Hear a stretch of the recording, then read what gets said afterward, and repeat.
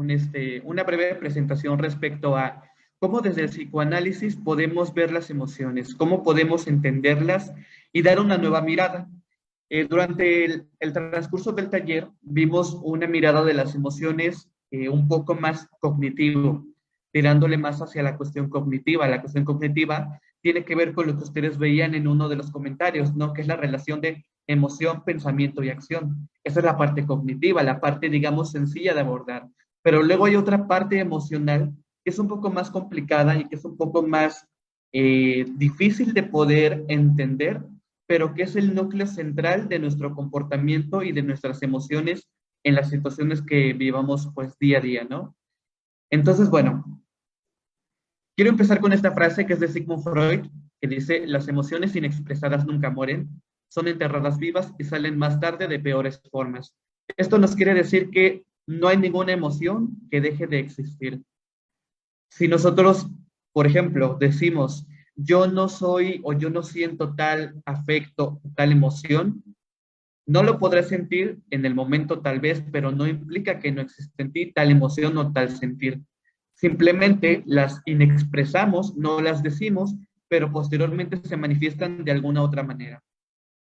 Bueno, los temas que quiero abordar en esta presentación, voy a retomar algunas cosas que hemos visto en el taller, pero también vamos a ver una perspectiva más profunda sobre el tema de las emociones. Tengo estos temas. Primero, un poco qué son las emociones, cómo aprendemos a gestionar el psiquismo y sus manifestaciones emocionales, psicoanálisis de la alimentación emocional, psicoanálisis de la alexithymia y los niveles de intervención sobre el trabajo propio con las emociones. Entonces, bueno, vamos a irnos breves para no quitar mucho tiempo a los temas un poco más sencillos, ¿no?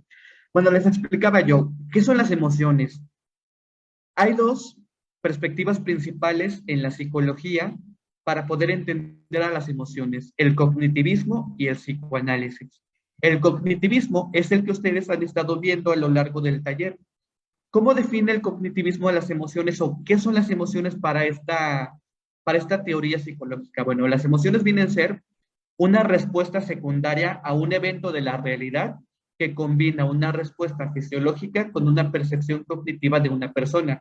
Es decir, una emoción para el cognitivismo viene a ser la respuesta secundaria a un evento primario, un evento que generalmente podemos identificar. Me sucedió tal situación, me hizo sentir de tal forma, me hablaron de tal manera, me sentí de tal forma, ¿no? Es algo secundario a una cuestión primaria. Y obviamente hay cuestiones fisiológicas, ¿no? Hay algunas cuestiones en el organismo que cambian, que segregan serotonina, neurotransmisores, que también están implicadas en este proceso, ¿no? Esa es la perspectiva que hemos manejado en el taller hasta el momento, la cognitiva, el cognitivismo. Y algo muy importante que aquí dice que lo puse en azul, el cognitivismo ve a las emociones como una cuestión de percepción cognitiva, es decir, una emoción es la respuesta a cómo yo percibo una situación. Por ejemplo, si a mí me pasa X situación, para mí me puede generar X o Y emoción, pero para otra persona que viva la misma situación le puede generar otro tipo de emociones, ¿no? Va a depender de qué, de la percepción cognitiva que tenga cada uno. Entonces, bueno, esta es la perspectiva cognitiva, pero el psicoanálisis nos va a decir algo un poco diferente. Nos va a decir que una emoción no es una respuesta que secunda a un evento que podamos definir o a un evento de la realidad tal cual, ni tampoco proviene de una percepción cognitiva, sino que las emociones que tenemos en nuestro día a día son el producto de algo que sabemos o que tenemos de manera inconsciente, ¿no? Y aquí vamos a manejar dos términos que probablemente si vieron un poquito de psicoanálisis en la carrera, porque se ve el psicoanálisis para el desarrollo de un niño, para el aprendizaje también, sabrán un poquito sobre el término consciente e inconsciente. Lo consciente es aquello que nosotros sabemos en el momento, que sabemos en el tiempo real, en el tiempo tal cual, por ejemplo, ahorita que estamos en esta sesión, son conscientes de lo que estoy diciendo, de las palabras, del idioma que estoy hablando, de lo que aquí está escrito en la presentación. Eso es consciente, ¿no? Lo que percibimos. Pero lo inconsciente es lo que está fuera de esta conciencia, aquello que no tenemos o que no sabemos en el momento. Y que incluso, aunque lo quisiéramos recordar, no podemos traerlo a memoria. Entonces, las emociones para el psicoanálisis sí son una respuesta secundaria, pero no a un evento de la realidad, siempre, en algunas ocasiones sí, ni tampoco deriva de una cuestión cognitiva. ¿Por qué? Porque lo cognitivo tiene que ver con la percepción consciente. Y si para el psicoanálisis una emoción deriva de lo inconsciente, entonces no cabe lugar para pensar que una emoción está relacionado a nuestra razón, a nuestra conciencia, ¿no? Entonces, bueno, esto para que tengamos como que las dos perspectivas principales que hay respecto a las emociones, y les voy a hablar más de la segunda, del psicoanálisis. Bueno, para continuar y poco a poco con esto vamos a abordar esta cuestión de qué manera nosotros aprendemos a gestionar. Porque para hablar de un control emocional o para poder hablar de que podemos llegar a manejar nuestras emociones, tenemos que partir de cómo es que nosotros aprendemos a gestionar. Y para aprender a gestionar y a controlar las emociones, siempre tenemos un primer referente, papá, mamá o ambos. Ellos son los primeros referentes para esta cuestión. ¿Por qué? Porque la educación, la disciplina y la crianza que ellos nos den, la forma y el trato que ellos nos den en nuestros primeros años de vida que nos desarrollamos, van a influir en gran manera el cómo nosotros vamos a hacer esta gestión emocional. Y aquí les puse solamente unos ejemplos. No son leyes universales, no quiere decir que si pasa esto ya va a ocurrir lo otro, son ejemplos que se dan generalmente en la clínica cuando se atienden pacientes, ¿no? Por ejemplo, padres o madres agresivos pueden generar inseguridad y desconfianza en los hijos. Y va a ser difícil para estos hijos manejar en particular estas dos emociones, ¿no? Por ejemplo, también padres o madres sobreprotectores pueden generar dependencia y soledad en los hijos. Si una madre o un papá hacen dependiente al hijo de ellos, les dan todo, no dejan que el hijo se arriesgue, que también conozca, obviamente están creando una dependencia hacia ellos. Pues cuando falten, van a necesitar esta dependencia que tenían hacia ellos, trasladarla hacia otras personas. Y obviamente esto que conlleva que cuando no hay nadie a la que tú le deposites esta dependencia, viene una sensación de soledad, porque no hay nadie de quien dependas. Entonces, ese es otro ejemplo que puede ocurrir. Padres o madres excesivamente estrictos pueden generar ansiedad o estrés. Padres demandantes que exigen siempre buenas calificaciones a los hijos, que esperan lo mejor de ellos, que si no dan o no cumplen con sus perspectivas, los hijos obviamente pues generan cierta ansiedad y cierto estrés por no cumplir las perspectivas de los papás. Entonces, esto también puede llegar a ocurrir independientemente de cómo hoy en día sea la persona ya en la adultez. Puede que hoy en día la persona sea una persona muy disciplinada, que cumple en el trabajo, pero emocionalmente tiene ansiedad y tiene estrés por esta cuestión que vivió con los padres. Es un ejemplo.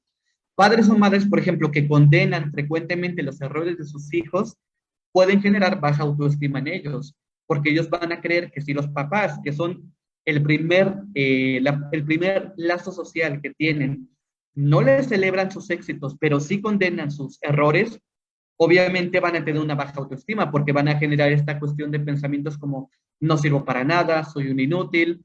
Por ejemplo, ya en la adolescencia, no terminé la preparatoria, reprobé, yo no sirvo para la escuela, yo mejor me voy a trabajar porque la escuela no es lo mío. Deriva de estas cuestiones, ¿no? Padres, por ejemplo, que se expresen con sus hijos con verbos o con palabras que son, pues, digamos, de condena, por ejemplo, es que eres un sonso, un inútil, aunque parezca que no crea un impacto, se va quedando y va posteriormente, puede que afecte a la persona. También no todo es malo, por ejemplo, padres o madres que celebren los logros de sus hijos y ante sus errores los motiven, pueden generar seguridad y confianza. O sea, no todo tiene que ser malo. Entonces, como podemos ver, cómo aprendemos a gestionar tiene mucho que ver cómo nuestros padres, que son el primer referente generalmente, trabajaron con nosotros esta cuestión. Si no son los padres, por ser la abuelita, el abuelito, dependiendo de con quién creciste y quién fue tu primer referente, ¿no? En la realidad, con quién te relacionaste primero. Entonces, bueno, partiendo de esto que ya sabemos cómo se gestionan las emociones, les decía, esto que vivimos en la niñez, posteriormente puede tener diversas vías de escape en cómo es que nos sentimos y en nuestra personalidad. Y obviamente esto va a afectar a nuestro psiquismo, a a nuestra mente, ¿no? Cuando yo hablé de psiquismo en esta presentación, me estoy refiriendo al concepto de mente. No utilizamos mucho el concepto de mente porque es un concepto que teóricamente es muy vago, pero entonces en el psicoanálisis utilizamos más el concepto psiquismo, ¿no? Que implica todos los procesos mentales, psicológicos, emocionales, etcétera. Entonces, bueno, vamos a hablar ya un poquito sobre cómo el psiquismo tiene implicaciones en nuestras emociones hoy en día. Y vamos a partir primero de catalogarnos a nosotros como seres humanos de dos formas. Como seres de la especie, que somos un eslabón, somos parte de una cuestión animal, por ejemplo, somos seres de la especie que necesitamos obviamente alimentación, necesitamos reproducirnos para mantener la especie, si no habría extinción, obviamente.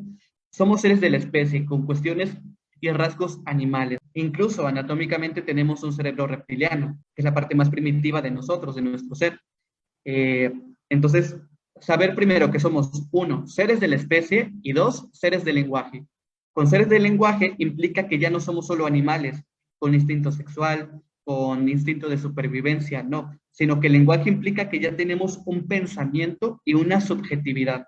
Entonces, primero, como somos seres de la especie, aprendemos primitivamente por asociación consciente y semiconsciente. No sé si en algún momento de la carrera ustedes vieron la teoría del conductismo, en particular el condicionamiento clásico. El condicionamiento clásico es un ejemplo de cómo es que aprendemos de manera muy primitiva en los primeros años de vida. ¿Por qué? Porque el condicionamiento clásico es el aprendizaje por asociación. Y aquí yo tengo una imagen, ¿no? Solo para recordar rápidamente en qué consiste el condicionamiento clásico. Es cuando un estímulo incondicional,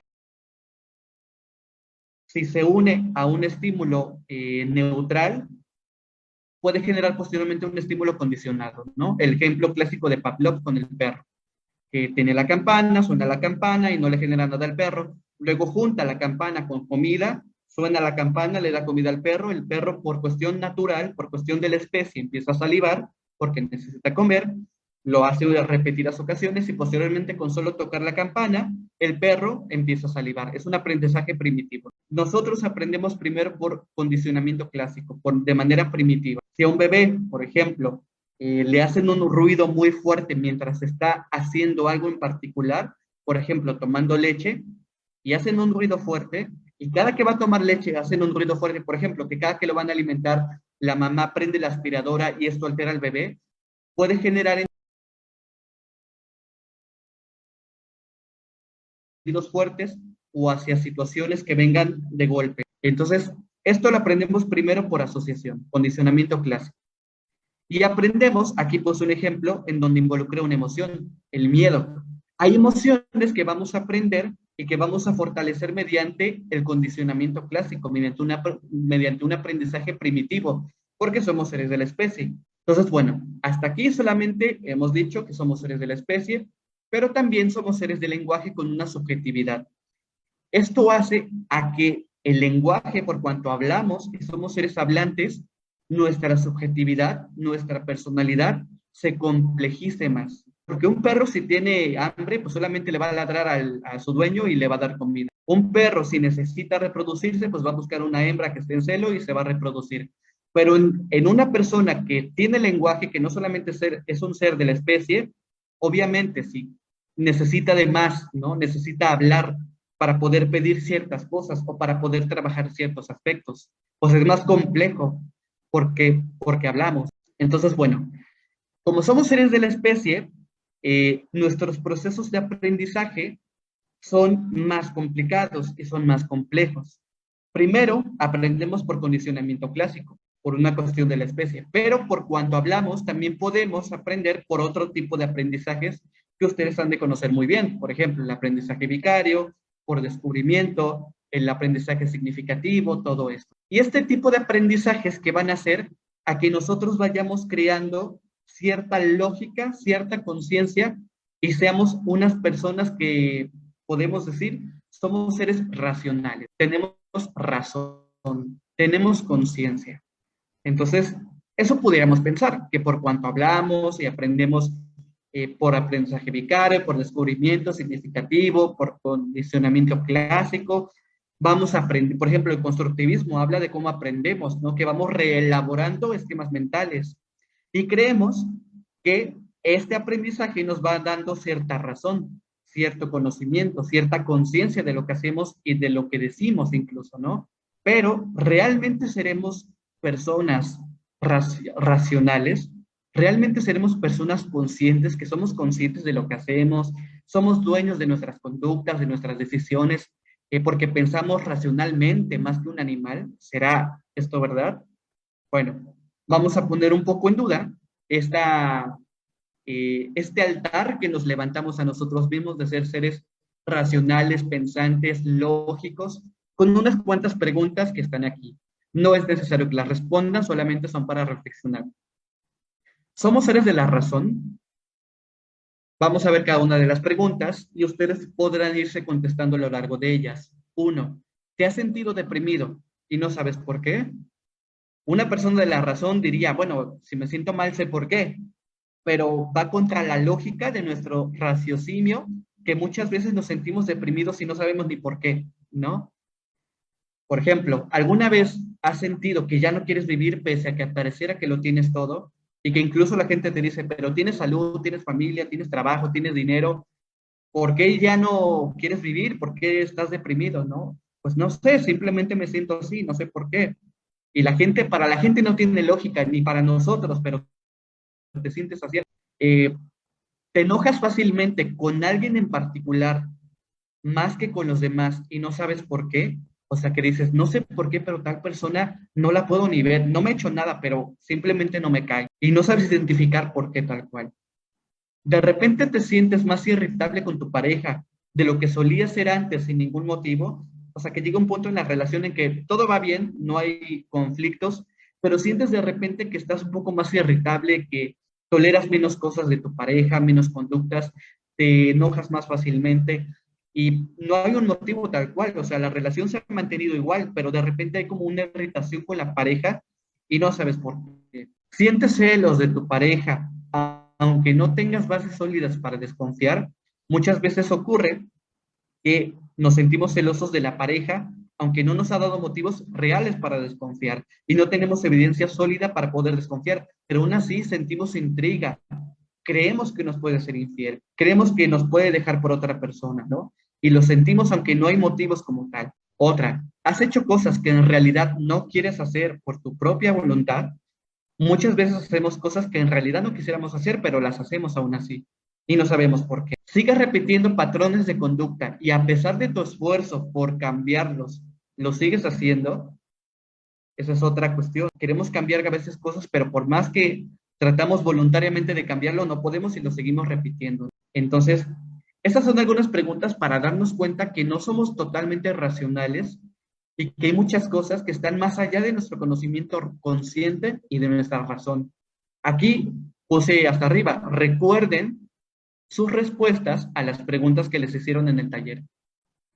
Les hicieron por ahí en el taller una pregunta del 1 al 10, ¿qué tanto tú puedes manejar o gestionar tus emociones? Y ahí contestaban diversos números y daban su explicación del por qué, ¿no? Y algunas personas por ahí leí que decían, pues soy una persona bastante tranquila, pero a veces como que no expreso mis sentimientos solo con ciertas personas. Hubo otra persona que decía que tiene un temperamento calmado, pero, y daba un pero, o sea, somos unas personas que decimos que somos tranquilos y generalmente todos decimos esto, ¿no? Bueno, soy una persona que soy tranquila, pero, o sea, este pero implica que hay todavía cosas y si las dijimos son más o menos conscientes. Hay cosas que van en contra de esta personalidad tranquila que decimos tener.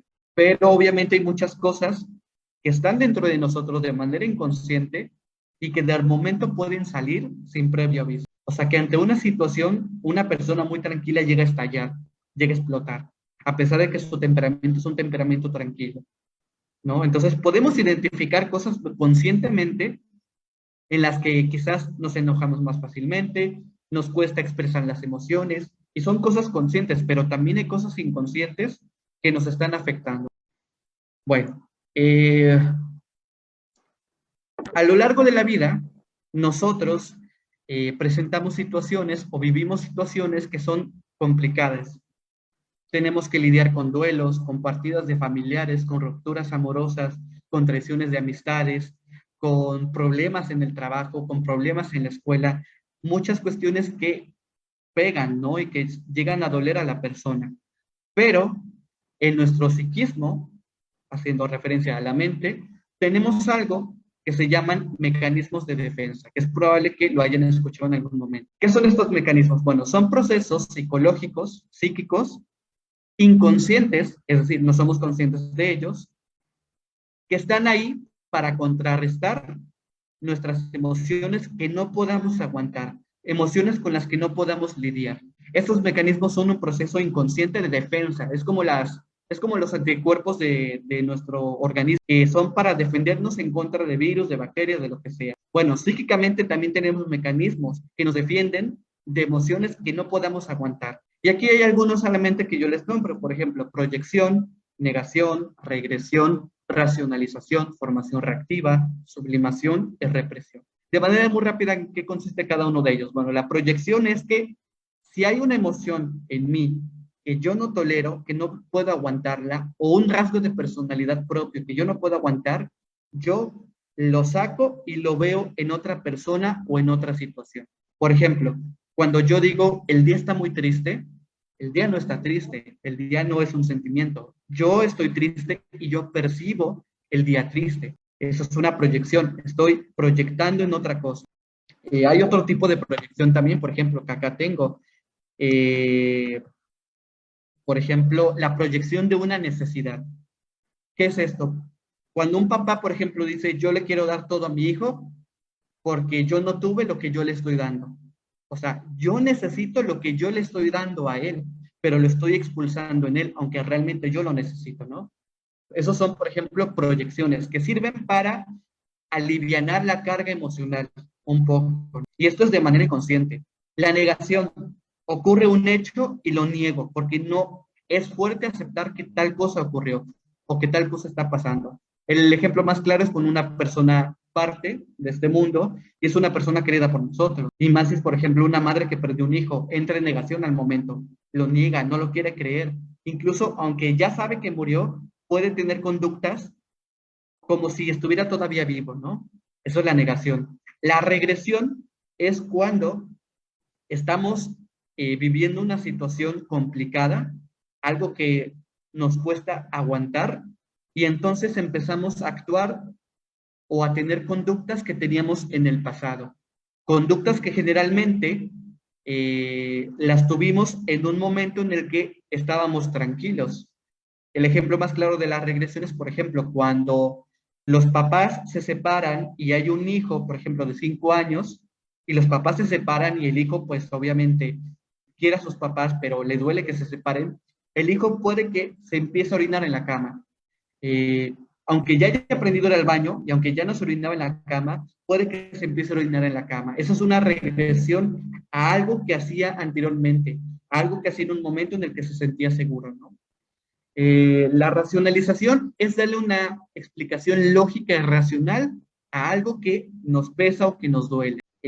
Por ejemplo, en las personas que son violentas, en los hombres violentos, generalmente este mecanismo está en ellos. Y es la clásica frase de le pego a mi mujer por su bien. O sea, saben inconscientemente que está mal lo que está haciendo, pero para defenderse de eso y seguir manteniendo una conducta violenta, lo justifican con lo hago por su bien. Racionalización.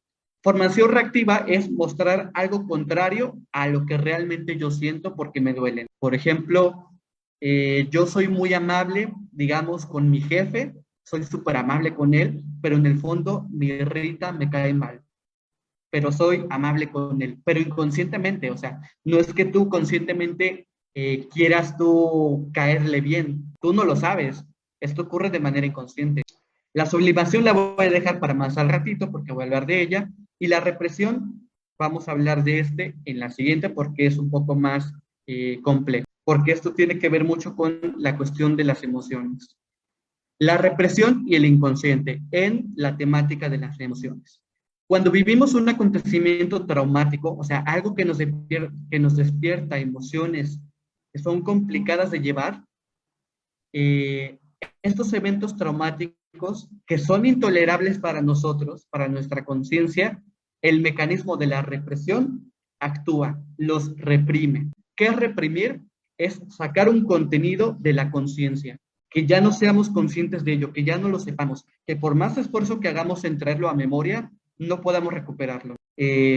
Por ejemplo, si una persona sufrió de abuso sexual por parte de alguien, ¿no? X persona en la niñez, puede que se le olvide en dónde ocurrió, o sea, que sepa quién fue, pero que no pueda recordar dónde ocurrió, en qué fecha, cómo iba vestido, si realmente sí era esa persona o le está confundiendo con otra. O sea, hay cosas que no recuerda porque se reprimieron, porque el momento fue complicado, porque el momento fue fuerte para el psiquismo. Entonces lo reprimió. Entonces, ¿qué ocurre? Como existe la represión, vamos a intentar unir este término de represión con el lenguaje, con que somos seres de lenguaje. En nuestro lenguaje y en el psiquismo hay dos conceptos principales que vamos a ver: representación y afecto. La representación son palabras del lenguaje, ¿no? Palabras tal cual. Y los afectos son emociones que generan estas palabras. Por ejemplo, si yo les digo mamá, la palabra M-A, mamá, sería una palabra, una representación. Pero el afecto que desprende esta palabra para cada uno de ustedes va a ser muy diferente. Algunos de ustedes van a pensar en su propia madre, otros podrán pensar en la mamá de un amigo, de una amiga, otros podrán pensar en su abuelito, en su abuelita. Mamá es la palabra y el afecto es lo que varía en cada persona. Cuando reprimimos algo, cuando reprimimos un acontecimiento, lo que reprimimos, es decir, lo que sacamos de la conciencia es la representación, el concepto, la palabra, el concepto como tal. Pero el afecto, ese no se puede reprimir.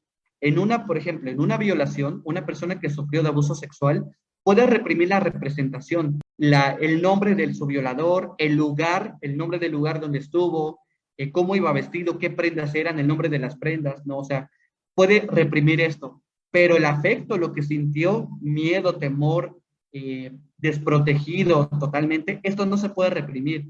Entonces, cuando reprimimos la representación, pero el afecto no. Este se traslada a otras cosas.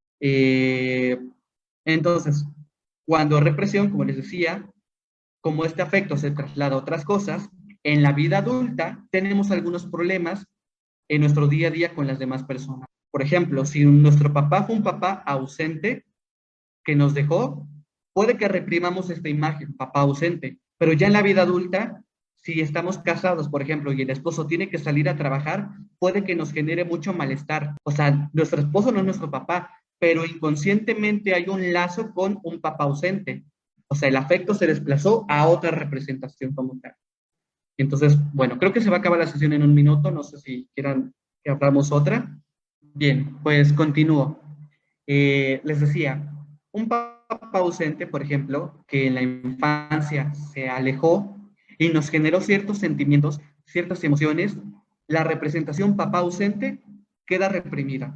Pero el afecto, lo que se sintió en ese momento, eso no se reprime, eso se va a adherir a otra representación. En la adultez, por ejemplo, si esta persona se casa y les decía, si su esposo tiene que salir de viaje constantemente y la deja, la abandona por cuestiones de trabajo, ella puede llegar a sentir las mismas emociones que tenía con su papá, de odio, de malestar, de enojo, de coraje. ¿Por qué? Porque el afecto, la emoción no se reprimió, se adhirió a otra representación, pero no se reprimió, ¿ok? Entonces, si nosotros esta situación la viéramos desde el cognitivismo, le decimos a la esposa, ok, tu esposo salió de viaje y tú te enojas. Y le podemos decir, ¿es lógico que tú te enojes? Pues no. ¿Por qué se va tu esposo? Pues sí, se va para trabajar, para traer el gasto. Entonces, ¿por qué te enojas? Porque me deja. Sí, pero pues es algo necesario, ¿no? Para traer el gasto. Pues sí, pero pues aún así, bueno, vamos a trabajar con tu enojo. Y empiezan a hacer técnicas para manejar la ira. Pero no estamos viendo que no tiene que ver esta emoción con algo consciente. O sea, aquí es donde vamos a lo primero que yo les decía. Para el psicoanálisis, una emoción es algo secundario, pero no de un evento de la realidad. O sea, no de que el esposo salió de viaje, no se enojó por eso. Salió porque hay un afecto adherido a la representación. El esposo salió de viaje y me dejó. Un afecto que correspondía a una primera representación que es un papá ausente, un papá que los dejó, que los abandonó. Entonces, por eso es que muchas veces sentimos emociones o actuamos de formas que nosotros no pensamos, que nosotros no haríamos, y es por eso que hay como un desconcierto de por qué estoy sintiendo esto, por qué pienso esto, por qué hago esto, si no quiero. Bueno, porque proviene de algo inconsciente. Esto, por ejemplo, la representación papá ausente, si es algo que lo pudo haber reprimido. O sea, es algo que lo reprimió, que ahí está, pero que genera efectos ya en la vida adulta. Entonces, por eso es que muchas veces tenemos acá, como les ponía en las preguntas, estas cuestiones. Si te sientes deprimido, deprimida, no sabes por qué, bueno, es que esta depresión no tiene que ver con algo que tú lógicamente puedas decir, sino que tiene que ver con una representación inconsciente, con cuestiones inconscientes, con conflictos inconscientes. Entonces, como podrán ver, el lenguaje es la vía de la representación de las emociones. Acá, nuevamente, mamá es algo que decimos gracias al lenguaje. Que yo, si yo digo mamá, nos va a despertar diversos afectos, ¿no? A cada quien, depende de su historia de vida, depende de su contexto. Si yo digo, por ejemplo, Día de Muertos, si yo a un mexicano le digo Día de Muertos, le puede generar muchas representaciones, muchos afectos, muchas emociones, ¿no? Ah, que mi abuelita, que mi abuelito, de que nos sentábamos juntos a comer, que poníamos todos en familia el altar, o sea, muchas cosas. Pero si yo le digo Día de Muertos a una persona que no lo festeje, por ejemplo, alguien de Argentina, que allá no se festeja Día de Muertos como aquí en México, pues no le va a generar mucha cuestión esta palabra, esta conjugación de palabras, Día de Muertos. O una persona de China, si yo le digo Día de Muertos, pues no va a tener afectos como los tendría un mexicano, que sí está en su historia personal esta palabra. Entonces, el lenguaje es la vía de las representaciones. Gracias a que somos seres hablantes, seres de lenguaje, es que podemos representar emociones y sentir emociones. Entonces, bueno, bajo esta tesis que estoy dando de que las emociones son el efecto secundario de una representación inconsciente, podemos entonces deducir qué sucede con algunos temas que ustedes vieron en el curso. Por ejemplo, la alimentación emocional. Eh, Rápidamente, ¿qué es la alimentación emocional? Lo decían, solucionar mediante la comida estados emocionales como la ansiedad y el estrés. Aquí hablamos de una relación organismo-psiquismo. Organismo, comemos, digerimos, tenemos alimento. Psiquismo, hay algo emocional, psicológico, que nos lleva a comer. Entonces, ¿qué sucede? Eh, el psiquismo, aquí les pongo la frase, el psiquismo habla y se manifiesta con síntomas, una mala alimentación, el insomnio, somatizar cosas. Todos estos son síntomas de que el psiquismo está hablando, de que hay palabras en el psiquismo, palabras inconscientes. En el caso de la alimentación emocional, el comer, el hecho de comer, esa es una representación a la que se le adhirió un afecto que corresponde a otra representación. O sea, comemos no por saciarnos, porque una persona que come por ansiedad o estrés no come porque tiene hambre, sino come por algo emocional. Entonces, el comer es la representación de que un afecto se adhirió a la cuestión de la alimentación, un afecto que corresponde a otra cosa totalmente. En psicoanálisis, me ha tocado, por ejemplo, casos ya en la práctica clínica con pacientes, en donde vemos generalmente que las personas de estado emocional implica que están saciando en el hecho de comer una comida, ¿no? Entonces, en el comer, al menos en la práctica con casos con pacientes, en el comer se está saciando no una necesidad fisiológica, porque no hay hambre, sino una falta psíquica. Entonces, el comer es la representación psíquica de llenarnos con algo de lo que carecemos o necesitamos de índole psicológica y obviamente inconsciente, lo cual es algo reprimido, porque recordemos que para que haya esta cuestión de la separación, representación, afecto, debe haber represión. Entonces, bueno, esto en el caso de la mayoría de pacientes que tocan en la clínica. Habrá otros que comen por otra cuestión psicológica, pero lo que hay, la tendencia mayor es que comen porque en el acto de comer simbólicamente están haciendo una falta. Bueno, ahora vamos con la alexitimia, que es otro concepto que vieron en el taller. La alexitimia aquí, la puse la definición que pusieron, es la incapacidad para identificar, reconocer, escuchen bien la definición, nombrar o describir las emociones o los sentimientos propios, con especial dificultad para hallar palabras para describirlos. Si ustedes buscan en Google, esta definición aparece. Y aquí hay algo interesante, dice dificultad para hallar palabras. Lo mismo de acá, que les ponía. Como somos seres de lenguaje, en el lenguaje hay representaciones, hay palabras, y hay afectos, hay emociones. Es lógico pensar que si la alexitimia tiene que ver con una incapacidad para reconocer emociones, tiene que ver con una falta de palabras que hay en la persona. Vamos con una estadística que también podemos estudiar psicoanalíticamente. Dice, de acuerdo a ciertas estadísticas, la alexitimia afecta el 8% a los hombres y el 1,8% a las mujeres. ¿Por qué será que los hombres tienen una mayor prevalencia de alexitimia que las mujeres? Podemos preguntarnos, socialmente e históricamente, ¿quiénes han sido las personas más reprimidas para expresar sentimientos? Podemos ver que, según la historia, son los hombres. ¿Por qué? Porque los llamaban de formas muy feas y eran muy emocionales. Porque el machismo decía, eso es para la mujer, déjalo para la mujer, ella es sentimental, ella tiene que llorar, ella siente emociones, tú no, tú tienes que ser un macho, ¿no? La historia de la misoginia en México y en gran parte del mundo, obviamente lleva a que esta estadística esté de esta forma, a que los hombres carezcan de palabras para expresar emociones o para identificarlas más que las mujeres. ¿Por qué? Porque el hombre históricamente ha sido más reprimido. Otra vez, concepto de represión. Lo mismo, se separa la representación del afecto.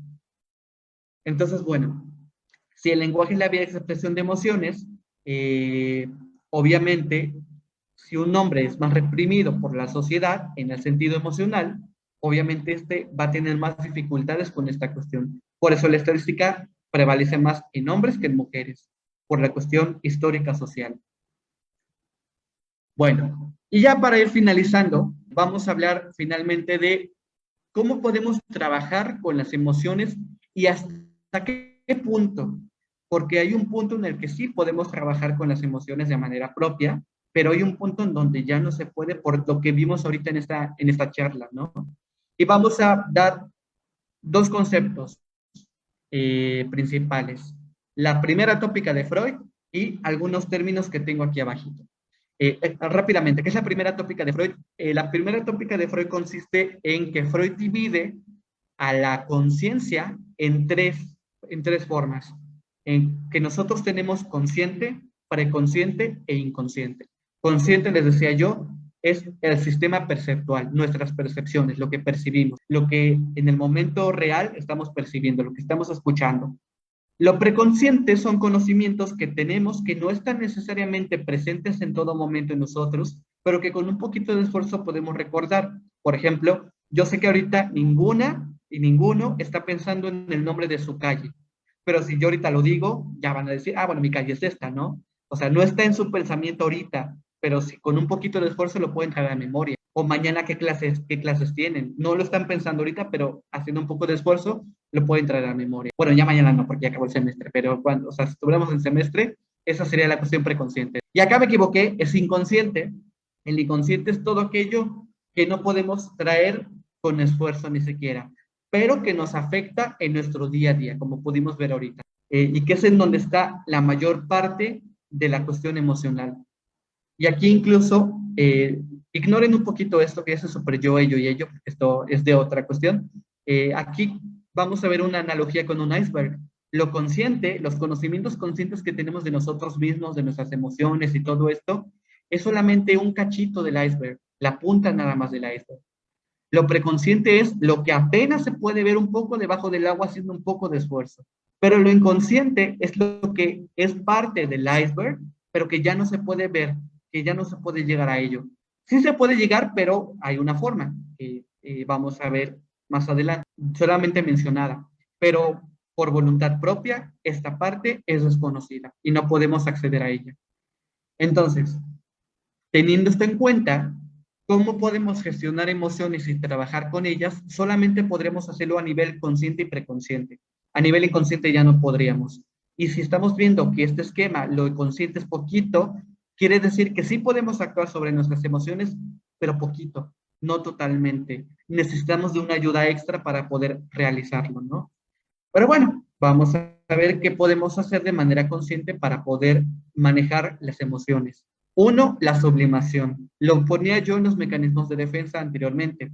La sublimación es que algo inaceptable, algo fuerte dentro de mí, yo lo expreso mediante algo socialmente aceptado. Por ejemplo, si yo me siento triste, me puedo liberar escribiendo un poema, escribiendo una canción, haciendo una pintura, dibujando algo, no sé, uniéndome a una campaña social para tal cosa, para tal motivo. O sea, expresar de manera, digamos, socialmente aceptada algo que es inaceptable en nosotros. Por eso es que las canciones de duelo, de me dejaste, todo esto, pegan mucho, porque es algo que está mucho en nosotros, porque es una sublimación, es una forma de contrarrestar un poco lo que estamos sintiendo, ¿no? Entonces, esa sería una primera técnica psicoanalítica para poder manejar esta cuestión. Dos, análisis ABC. Esto es del cognitivismo, lo cual le aplica porque estamos hablando de algo consciente, algo que el cognitivismo sí lo habla. La teoría ABC habla de que en nuestra vida hay situaciones, lo veían ya en el taller, situaciones, emociones y acciones. Una situación me despierta una emoción y esto me lleva a actuar de determinada manera. Y aquí, ¿cuál sería la intervención? Bueno, tenemos tres. Supongamos que mi jefe me trata muy mal en el trabajo. Situación, mi jefe me trata súper mal. Emoción, me siento triste, me siento despreciado, me siento despreciada, me siento no valorado, no valorada, empiezo a tener ataques de ansiedad, ¿no? Emociones. Acciones, doy un rendimiento laboral bajo, no rindo en el trabajo. ¿Qué podemos hacer? Vamos a analizar este esquema con el esquema ABC. A, situación, B, emoción, C, acción. A, ¿puedo yo cambiar la situación? Ya hablé con el jefe, ya hablé con el superior, no se puede, sigue igual, el jefe tiene palancas que no hacen a que se vaya a mover de ahí. A, no la puedo cambiar, situación no. Habrá ocasiones donde sí, la puedo yo cambiar, pero otras donde no, ¿ok?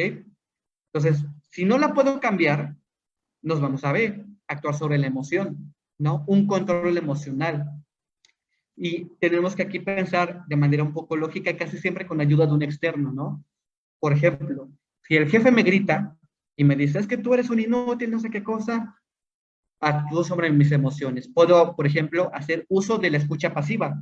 Me está diciendo, me está insultando, me está gritando, escucha pasiva. Mientras no me toque físicamente, lo ignoro. Lo ignoro, no le tomo importancia, yo sigo en lo mío, cumplo con mis responsabilidades y me voy. Eso es un control emocional, la escucha pasiva. Sí, te escucho, pero ya no le doy la importancia que antes le daba a lo que me decías. Entonces, aquí es un actuar sobre la emoción.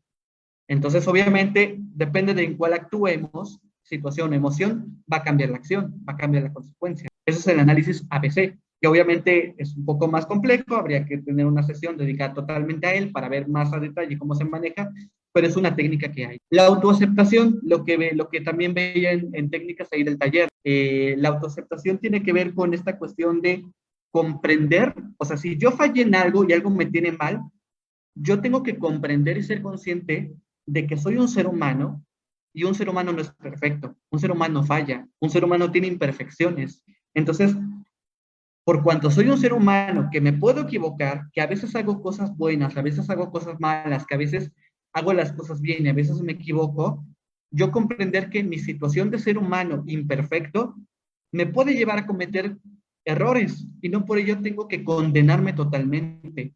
Es decir, no tengo que totalizarme de que porque cometí tal error o hice tal cosa que no estuvo bien, soy malo. No.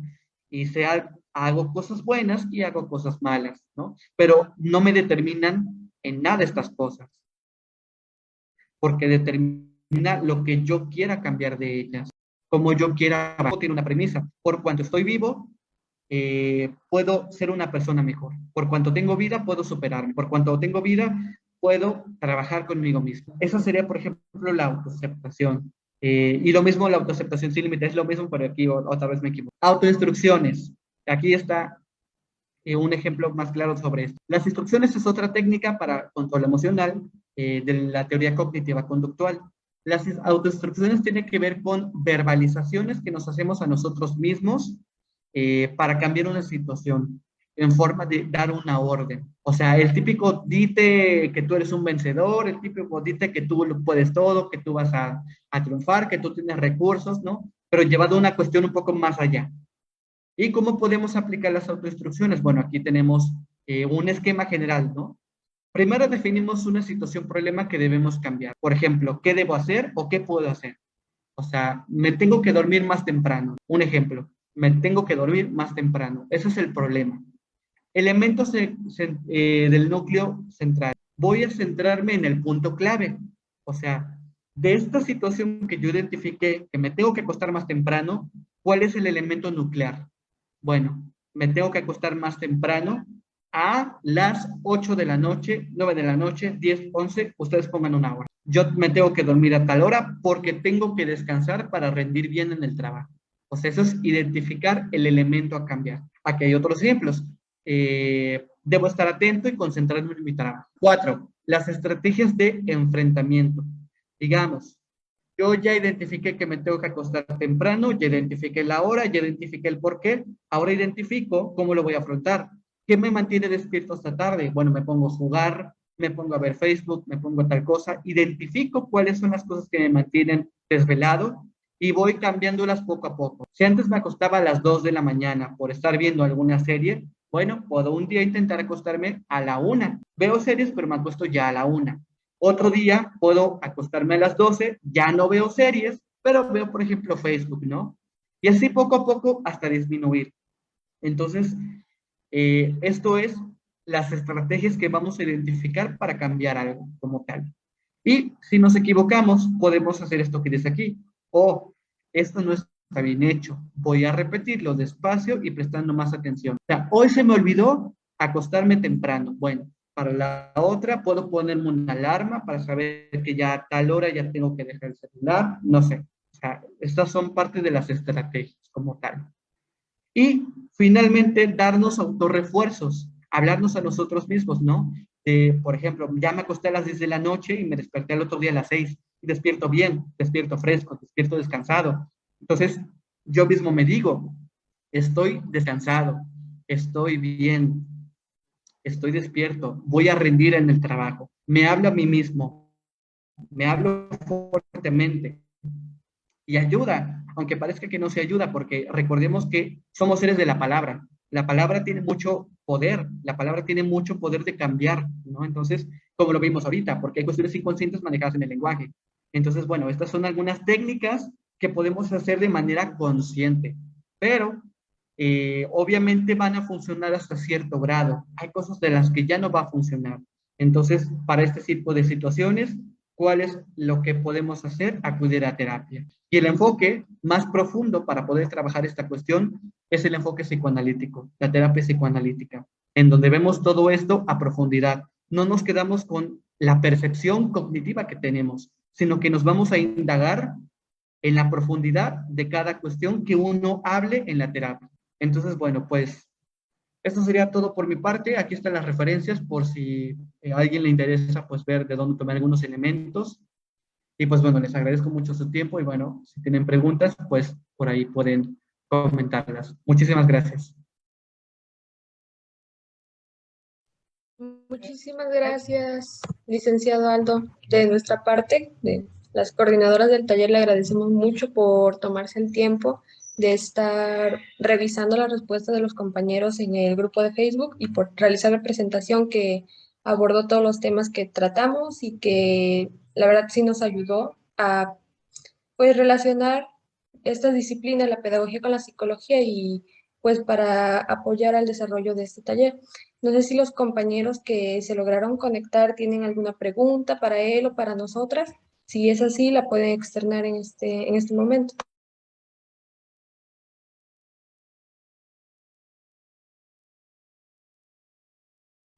Sí, claro, las diversas expresiones que nosotros tengamos son propias de cada quien. Y si a ti esta expresión emocional tú la haces de esta forma, es totalmente válido y se puede, ¿no? La idea central de la sublimación, que es esto, expresar cómo nos sentimos, algún sentir que no podamos manejar mediante dar un producto, mediante elaborar algo, tiene que ver con elaborarlo de la manera y con los recursos que tengamos, ¿no?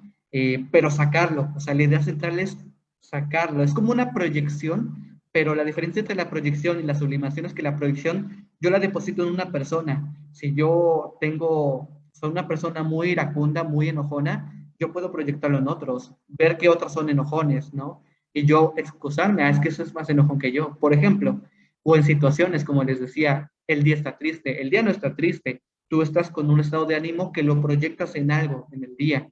O sea, la proyección es ante situaciones, ante personas, pero la sublimación tú creas algo, de ti sale algo, un poema, una canción, un dibujo, una pintura, una cerámica, y la cuestión es depositar en esto cómo es tu sentir, que quede plasmado para poder alivianar, porque esto es un aliviane, o sea, va a alivianar la carga y el malestar emocional que nosotros tenemos. Entonces, tenemos que expresarlo con los recursos que tengamos y de la forma en la que cada quien lo puede expresar, ¿no? Y si, por ejemplo, en tu caso dices que tus papás son un impedimento, quizás buscar momentos en los que no estén, lugares donde no estén, donde tú puedas totalmente y libremente expresar lo que tú sientes elaborando algo, ¿no? Entonces, la idea es expresar con los recursos que tengamos, pero hacerlo. Y tratar y buscar la manera de hacerlo lo más completo posible, ¿no? Sin guardarnos nada, sin reprimirnos nada. Entonces, esa sería la cuestión.